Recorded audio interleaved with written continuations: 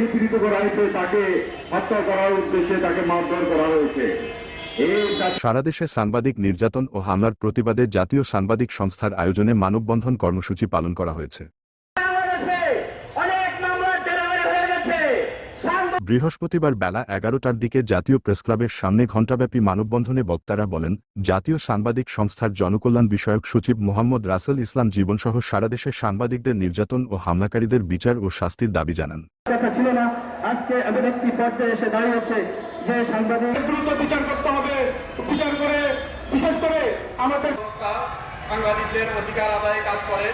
এই সাংবাদিকদের মানববন্ধনে সংস্থার সভাপতি মোহাম্মদ মমিনুর রশিদ শাহিনের সভাপতিত্বে সংস্থার মহাসচিব মুহাম্মদ কামরুল ইসলামের সঞ্চালনায় মানববন্ধনে উপস্থিত ছিলেন উপদেষ্টা মোহাম্মদ আলমগীর গনি, মোহাম্মদ আবুল বাশার মজুমদার, সহ-সভাপতি মোহাম্মদ জামাল হোসেন, নীতি নির্ধারণ পরিষদ সদস্য মোহাম্মদ মঞ্জুর হোসেন, সহকারী মহাসচিব সরকার জামাল হোসেন, সাংগঠনিক সচিব মোহাম্মদ রাসেল সরকার, মোহাম্মদ ওয়াহিদুজ্জামান, মোহাম্মদ ইসমাইল হোসেন এলিন, অর্থ সচিব মোহাম্মদ আবেদ আলী, প্রশিক্ষণ সচিব আজিবুল হক পার্থ, তথ্য ও প্রযুক্তি সচিব বাপ্পি আহমেদ শ্রাবণ, ঢাকা বিভাগের আহ্বায়ক মোহাম্মদ আনিসুর রহমান প্রধান, ঢাকা মহানগর সাধারণ সম্পাদক আহমেদ আলী সহ নেতৃবৃন্দ আরও অনেকে উপস্থিত ছিলেন।